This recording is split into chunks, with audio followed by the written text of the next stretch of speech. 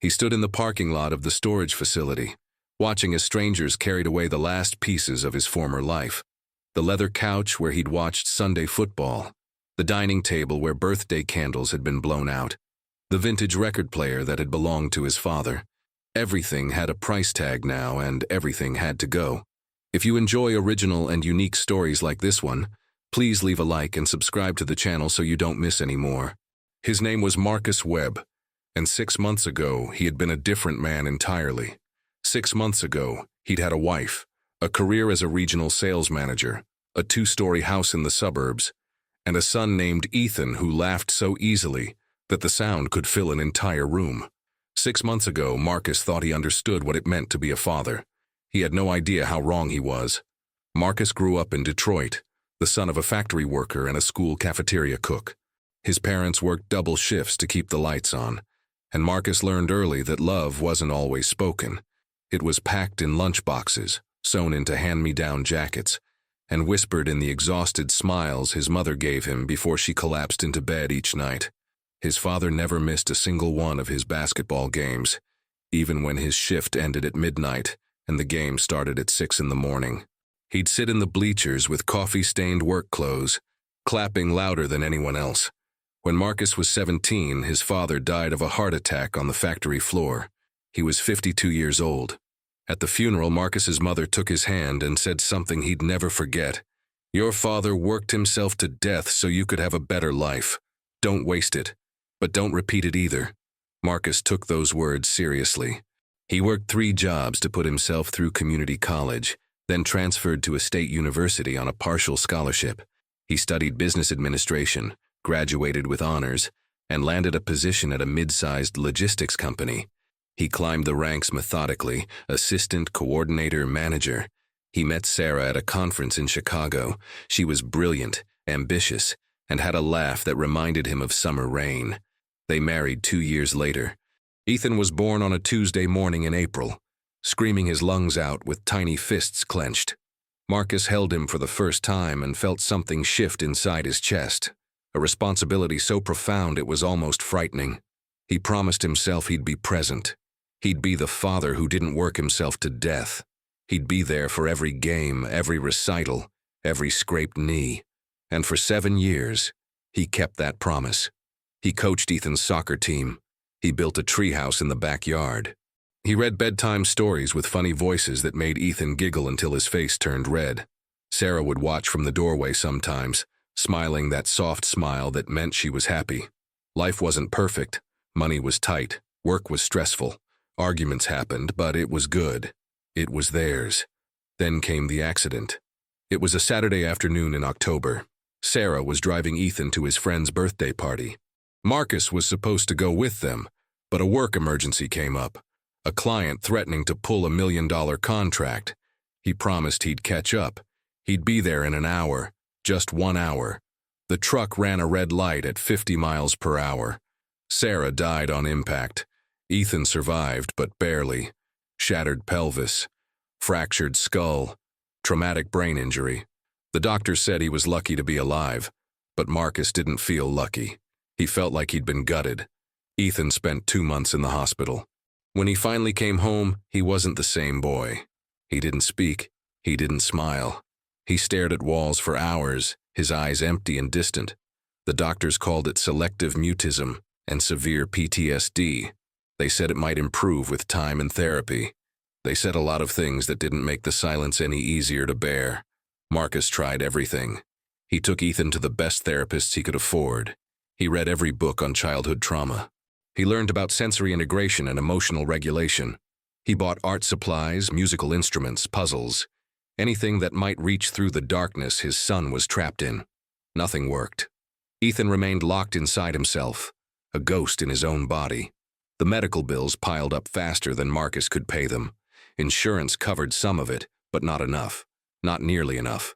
There were specialist appointments, medications, intensive therapy sessions 3 times a week. Marcus burned through his savings in 4 months. He took out a second mortgage. He maxed out credit cards. He borrowed money from friends who stopped returning his calls. At work, his performance slipped. He missed meetings. He left early for doctor's appointments. He couldn't focus during presentations. His boss was sympathetic at first. "Take all the time you need, Marcus. Family comes first." But sympathy has an expiration date in corporate America. 6 months after the accident, Marcus was called into an office with frosted glass windows and told his position was being restructured. They gave him a severance package and a handshake. He cleaned out his desk in 17 minutes. Unemployment barely covered the rent, let alone the medical expenses. Marcus started driving for a rideshare service at night, delivering food during the day, selling belongings on online marketplaces. He sold Sarah's jewelry. He sold his wedding ring. He sold the car and bought a cheaper one. But it wasn't enough. It was never enough. He'd sit at the kitchen table at 2 in the morning, surrounded by bills marked "Final Notice" in red ink, and wonder how his life had become a math problem he couldn't solve. The house was silent except for the hum of the refrigerator and the occasional creak of the floorboards. Down the hall, Ethan slept, or didn't sleep, in a room filled with toys he no longer played with. Marcus would walk to Ethan's doorway and watch him. His son's face was peaceful in sleep, but even then, there was a tightness around his eyes, a tension that never fully released. Marcus wanted to go back in time. He wanted to tell that past version of himself to skip the goddamn work call and go to the birthday party. He wanted to scream at the universe for its cruelty. He wanted his wife back. He wanted his son back. But wanting didn't change anything. One night, 3 months after losing his job, Marcus received an email from the bank. Foreclosure proceedings would begin in 30 days. He read the message 5 times, each word sinking into him like stones into water. He'd failed. Despite everything, all the sacrifices, all the sleepless nights, all the desperate scrambling, he'd failed. He walked to Ethan's room and sat on the edge of the bed. His son was awake, staring at the ceiling with those vacant eyes. Marcus reached out and gently took his hand. Ethan didn't pull away, but he didn't respond either. It was like holding the hand of a statue. "I'm sorry, buddy," Marcus whispered. "I'm so sorry I can't fix this." For the first time in months, something flickered in Ethan's eyes. It was brief, just a split second, but Marcus saw it. A spark of recognition, of presence, and then it was gone, swallowed back into the darkness. But Marcus had seen it, and that tiny, fragile spark changed everything. The next morning, Marcus made a decision. If traditional therapy wasn't working, he'd find something that would. He spent 18 hours researching alternative treatments for childhood trauma. He read about equine therapy, art therapy, music therapy, wilderness therapy. He found studies about nature immersion programs that had shown remarkable results with traumatized children. There was a place in Montana, a ranch that specialized in helping kids like Ethan, using horses, open spaces, and intensive one-on-one counseling. Marcus called them. The director, a woman named Dr. Helen Morales, spoke with him for an hour. She explained their approach, their success rates, their philosophy. She was honest about the challenges. She was honest about the cost. "Our 6-month program is $45,000, she said. "I know that's steep, but our staff-to-child ratio is 1-to-1, and we provide around-the-clock support. We've helped a lot of kids who weren't responding to traditional therapy." $45,000. Marcus didn't have $4,500. He didn't have $450. "I understand if that's not feasible," Dr. Morales continued, "but if you can find a way, I really believe we can help your son." Marcus hung up and sat in silence for a long time. Then he opened his laptop and started making a list. The house, he could sell it before the bank foreclosed. His truck, worth maybe $8,000. The furniture, the tools in the garage, the lawn equipment, the television, the computers, the kitchen appliances. Sarah's art collection that she'd spent years building. The treehouse. He could dismantle it and sell the lumber. Everything. He could sell everything. It took Marcus 6 weeks to liquidate his entire life. He listed the house with a real estate agent who specialized in quick sales. He accepted the first offer that came in, even though it was $20,000 below market value. He didn't have time to negotiate. He held an estate sale that lasted 3 days. Neighbors and strangers picked through the remnants of his family, haggling over prices, carrying away memories in the backs of pickup trucks. The treehouse was the hardest. Marcus had built it with his own hands the summer Ethan turned 5. They'd spent weeks on it together, hammering nails, sawing boards, painting the walls bright blue because that was Ethan's favorite color. There was a secret compartment where Ethan hid his treasures: smooth rocks from the creek, a baseball signed by his Little League coach, a photo of the three of them at the beach. Marcus carefully removed each item and placed them in a small box. Then he took the treehouse apart, board by board, and sold the wood to a contractor. When everything was sold, Marcus counted his money. $52,000. It was enough. Barely, but enough. He rented a tiny apartment across town, just 2 rooms, but it was clean and cheap. He packed what little remained of their belongings into garbage bags and loaded them into the truck he was about to sell. Ethan watched the whole process without expression, without question. He'd stopped being surprised by anything months ago. The night before they left for Montana, Marcus sat Ethan down and tried to explain. "We're going on a trip, buddy, to a ranch where they have horses and mountains and people who are really good at helping kids feel better. I think you're going to like it there. I think maybe we can find a way to help you feel like yourself again." Ethan stared past him, eyes focused on nothing. Marcus swallowed the lump in his throat. "I sold everything we had to make this happen. The house, the furniture, all of it. And I'd do it 1,000 times over if it meant seeing you smile again. Do you understand? You're worth more than any of that. You're worth everything." Still nothing. But Marcus hadn't expected anything. Not yet. They flew to Montana on a Tuesday morning. Dr. Morales met them at the airport with a warm smile and gentle eyes. She shook Marcus's hand, then crouched down to Ethan's level. "Hi, Ethan. I'm Dr. Helen. You can call me Helen if you want. We're really glad you're here." She didn't expect a response, didn't push for one. She simply stood and gestured toward the parking lot. "Let's go see your new home for a while." The ranch was beautiful. 200 acres of rolling hills, pine forests, and open meadows. There were horses in paddocks, chickens wandering free, a vegetable garden tended by the residents.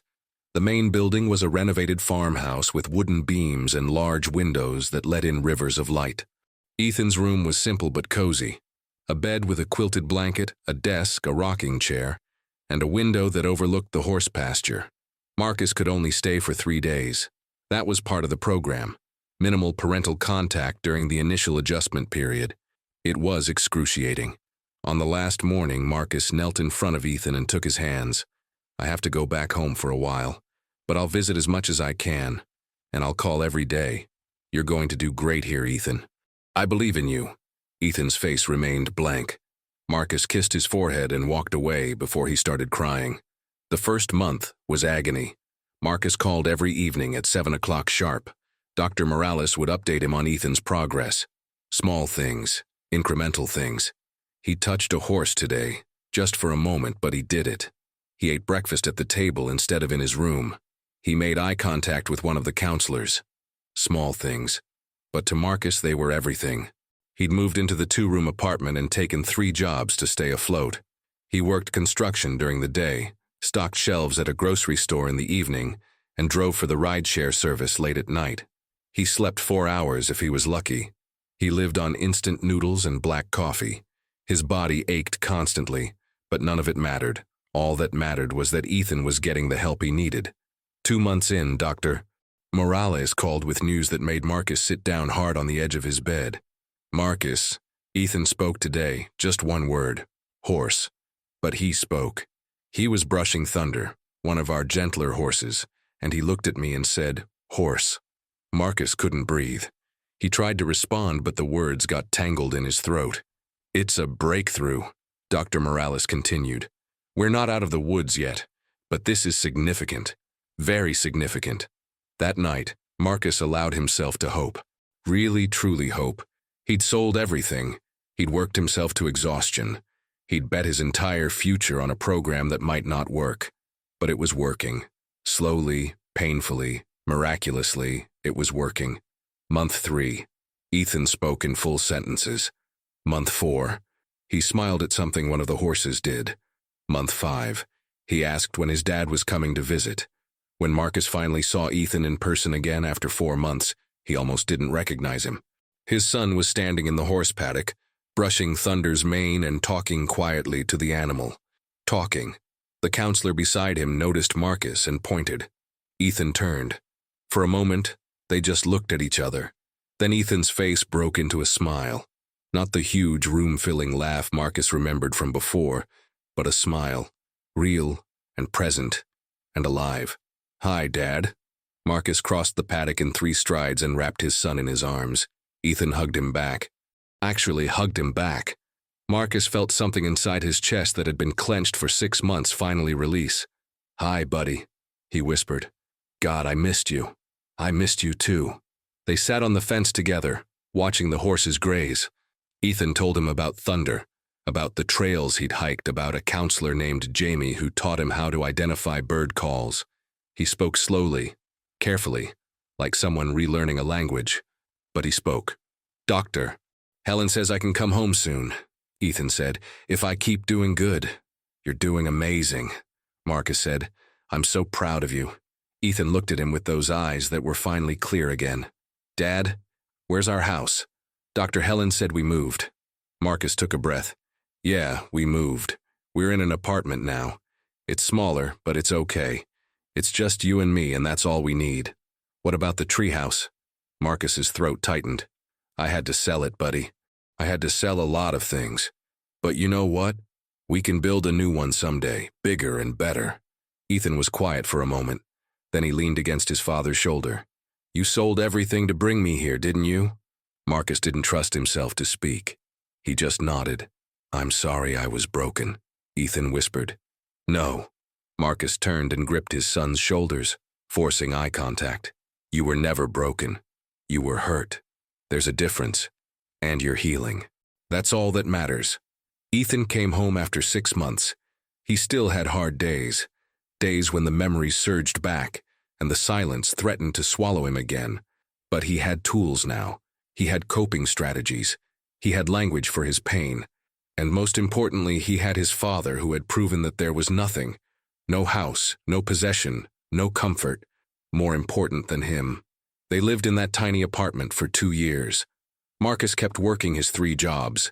Ethan started seeing a local therapist twice a week. He slowly reintegrated into school, made a few friends, joined the art club. He still had nightmares. He still had panic attacks. But he laughed again. He played again. He lived again. On a Sunday afternoon in spring, 3 years after the accident, Marcus and Ethan sat on the balcony of their apartment, eating pizza and watching the sunset. "Dad?" "Yeah, buddy." "Thank you." Marcus looked at him. "For what?" "For not giving up. For selling everything. For fighting for me when I couldn't fight for myself." Marcus set down his pizza and pulled his son close. "You never have to thank me for that. That's what parents do. That's what love does. It fights. It sacrifices. It never ever gives up." Ethan nodded against his shoulder. After a moment he said, "When I have kids someday, I want to be like you." And there it was. The smile Marcus had sold everything to see again. Not the old smile from before the accident. A new smile. One forged in pain and healing and hard-won hope. A smile that knew what it meant to survive. Marcus realized in that moment that he'd lost everything but gained what mattered most. His son was still here, still fighting, still healing. And that was worth more than any house, any career, any material thing he'd ever owned or ever would own. Sometimes life asks us to make impossible choices. Sometimes it demands sacrifices so profound they change who we are. But Marcus learned something in those dark months that he'd carry forever. When you strip away everything external, the possessions, the status, the comfort, what remains is what was always real. And for him, what remained was love. Stubborn, unbreakable, willing to sell everything love. 5 years later, Marcus had rebuilt their life. Not the same life, a different one, but a good one. He'd gone back to school, earned a counseling degree, and started working with families dealing with childhood trauma. Ethan graduated high school and was accepted to art school. They never got that 2-story house back. They never needed to. On the anniversary of the day Ethan first spoke again, they visited the ranch in Montana. Thunder was still there, old and gentle. Ethan stood in the paddock, stroking the horse's neck, and Marcus watched from the fence. Dr. Morales came up beside him. "You saved him," she said quietly. Marcus shook his head. We saved each other. And it was true. Because in selling everything to see his son smile again, Marcus had discovered what he was truly made of. Not success, not possessions, but love. The kind that costs everything and gives back more than you ever imagined.